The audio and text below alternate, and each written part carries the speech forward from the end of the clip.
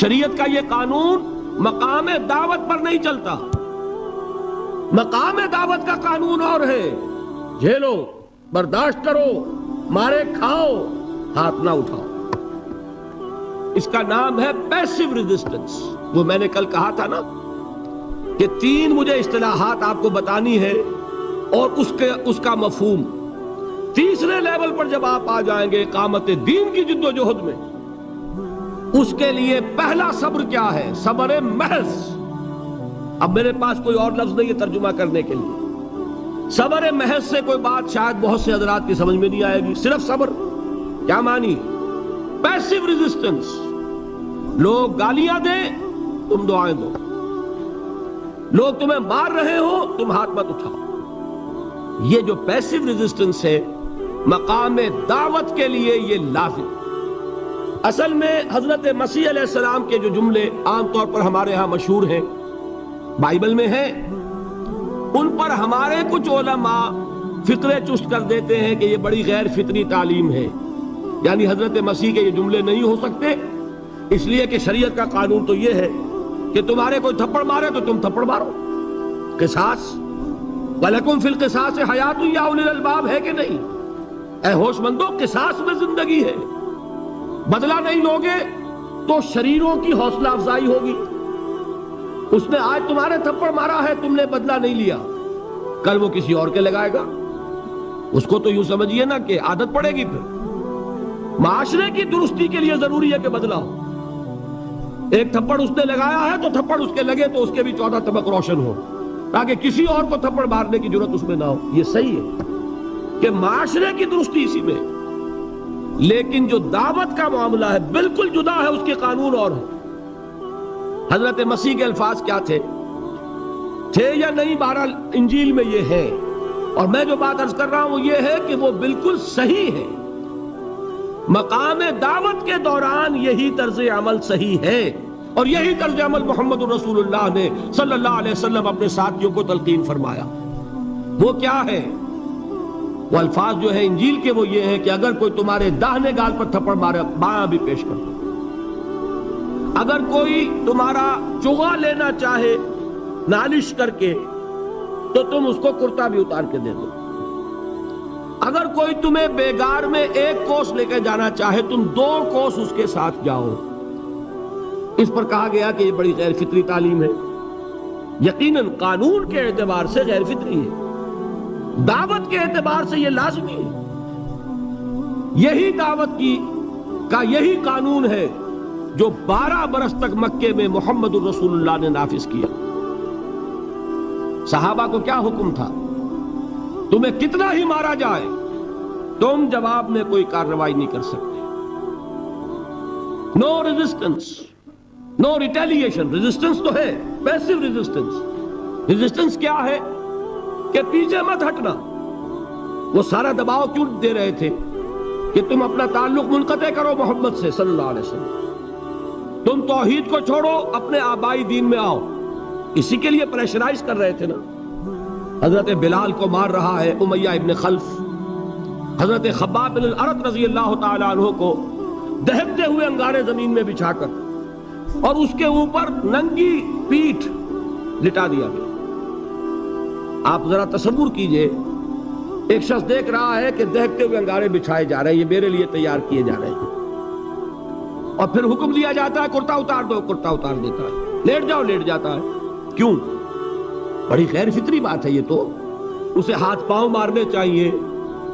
ایک آدمی ڈیسپریٹ ہو جائے تو آپ کو معلوم ہے اس کے اندر طاقت بہت آ جاتی ہے. اسے نظر آ رہا ہو کہ مجھے تو بھون دیں گے، کباب بنا دیں گے، تو اگر اسے اجازت ہو 2-4 کو مار کر مرے گا. اجازت نہیں. محمد نے ہاتھ باندھ دیے صلی اللہ علیہ وسلم. تمہیں اجازت نہیں ہاتھ اٹھانے کی. یہ بعد میں سورہ نساء میں یہ الفاظ نازل ہوئے کہ اے مسلمانوں، ایک زمانہ یہ تھا کہ تمہیں حکم تھا کفو ایدیکم، اپنے ہاتھ بندھے رکھو.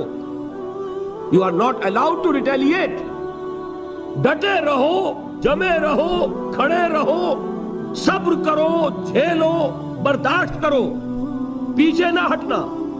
نہ محمد کے دامن کو چھوڑنا صلی اللہ علیہ وسلم، نہ توحید کا دامن چھوڑنا. لیکن ہاتھ اٹھانے کی اجازت نہیں۔ بتائیے کہاں گیا قانون؟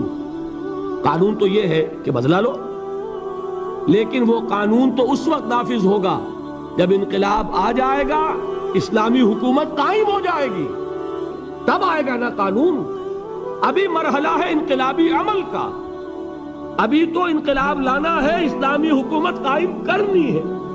اس پروسیس کے تقاضے کچھ اور ہیں۔ اس میں جو پہلا مرحلہ ہے وہ پیسو ریزسٹنس کا ہے، صبر۔ یہی وجہ دیکھیے مکی صورتوں میں خود نبی اکرم صلی اللہ علیہ وسلم کو اتنے مختلف پیرایوں میں صبر کا حکم دیا گیا۔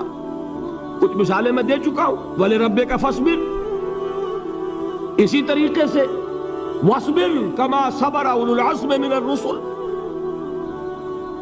اے نبی صبر کیجئے جیسے کہ صبر کیا ہمارے اولو العزم رسولوں نے۔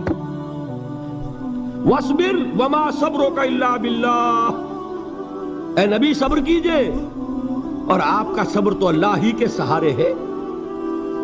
وَاصْبِرْ لِحُكْمِ رَبِّكَ، یہ سورہ نون جس کی ابتدائی آیات میں نے آپ کو سنائی، نون والقلم وما یسطرون ما انت بنعمت ربک بمجنون، اس کا اختتام کیا ہوتا ہے؟ وَاصْبِرْ لِحُكْمِ رَبِّكَ وَلَا تَكُنْ كَصَاحِبِ الْحُوتِ إِذْ نَادَىٰ وَهُوَ مَكْظُومٌ، اے نبی صبر کیجئے اپنے رب کے فیصلے کا، انتظار کیجئے اور اس مچھلی والے کے مانند نہ ہو جائیے۔ مچھلی والا کون؟ حضرت یونس علیہ السلام۔ مچھلی والے نے اپنے دینی حمیت اور غیرت جو تھی اس کی وجہ سے اللہ کے حکم کا انتظار نہیں کیا، اپنی قوم کو چھوڑ کر چل دی۔ نبی کا، رسول کا یہ معاملہ ہوتا ہے، جیسے کہ آپ کو معلوم ہے کوئی افسر ہے کسی حکومت کا، وہ اپنی پلیس آف ڈیوٹی کو نہیں چھوڑ سکتا، he must stick to his place of duty۔ بڑے افسرز کے لیے تو یہ بہت بہت اہم بات ہے۔ تو اے رسول، جہاں آپ کو ہم نے تعینات کیا ہے آپ وہاں سے ہل نہیں سکتے کہ ذرا مخالفت ہوئی، لوگوں نے فکرے چست کیے اور آپ کہیں اور چل دیے، دفع ہوئیے، یہ بات نہیں سننا چاہتے میں کسی اور کو سناؤں گا، ہو سکتا ہے نا؟ ہم تو کرتے ہیں نا یہ، اس لیے کہ ہمیں تو اللہ نے کہیں تعینات تو نہیں کیا نا۔ اگر ایک جگہ کے لوگ بات نہیں سنتے، چلو بھائی ہم کہیں اور جائیں گے، وہاں بات سنائیں گے۔ لیکن رسول کا معاملہ ہوتا ہے جو اس کی پلیس آف اپوائنٹمنٹ ہے، he cannot leave his place without the express permission of Allah سبحانہ وتعالی۔ آپ نے یہ سنا ہوگا، سیرت کی تقاریر میں پڑھا ہوگا کہ مدینے کی طرف ہجرت کی اجازت حضور نے تمام صحابہ کو دے دی، خود منتظر رہے جب تک کہ اللہ کی طرف سے اجازت نہیں آ گئی۔ حضرت ابوبکر پوچھتے رہتے تھے حضور اجازت آ گئی کہ نہیں؟ نہیں ابھی نہیں آئی۔ حضور اذن آ گیا؟ نہیں آیا، ابھی نہیں آیا۔ حبشہ کی طرف سب کو بھیج دیا، اجازت دے دی جو جانا چاہے چلا جائے۔ حضور کی صاحبزادی جو حضرت عثمان کے نکاح میں تھی وہ بھی ہجرت کر رہی، لیکن حضور تو نہیں گئے۔ رسول نہیں چھوڑ سکتا اپنی جگہ کو، یہاں تک کہ تمام تقریباً صحابہ چلے گئے، حضور رہ گئے، حضرت ابوبکر رہ گئے، حضرت علی رہ گئے، اور حضرت ابوبکر پوچھ رہے ہیں بار بار اجازت آئی یا نہیں؟ نہیں ابھی نہیں آئی۔ حضرت عائشہ نے واقعہ بیان کیا کہ ایک روز اچانک دوپہر کے وقت ہم نے دیکھا کہ حضور نے اپنے پورے جسم کو ڈھانپا ہوا ہے، چہرے کو بھی کپڑے میں ڈھانکا ہوا ہے اور تشریف لا رہے ہیں۔ یہ اس میں تعجب کی بات یہ کہ عرب میں آج بھی آپ کو معلوم ہے کہ یہ چیز جو ہے ان کی روایات کے خلاف ہے کہ دوپہر کے وقت کوئی کسی سے ملنے جائے۔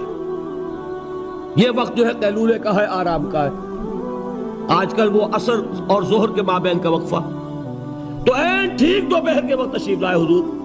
آپ نے آ کے حضرت ابوبکر سے فرمایا کہ اجازت آ گئی ہے۔ اس میں ایک قصہ تھوڑا سا اور بتا دوں، بہت دلچسپ ہے اور بہت ہمارے لیے سبق آموز ہے۔ حضرت ابوبکر نے بہت خوش ہو کر ایک بات کہی، حضور میں نے 2 اونٹنیاں تیار کی ہوئی ہیں۔ یعنی اب آپ وہ تو سوچتے تھے نا شاباش ملے گی کہ میں نے تیاری کی ہوئی ہے، میں نے 2 اونٹنیوں کو خوب کھلا پلا کے فربا کیا ہوا ہے، بڑی توانا ہے تاکہ ہم تیزی کے ساتھ سفر کر سکیں۔ حضور نے توقف کیا، فرمایا ہاں ٹھیک ہے، 1 اونٹنی میں استعمال کروں گا لیکن میں اس کی قیمت ادا کروں گا۔ حضرت ابوبکر کی آنکھوں میں آنسو آ گئے۔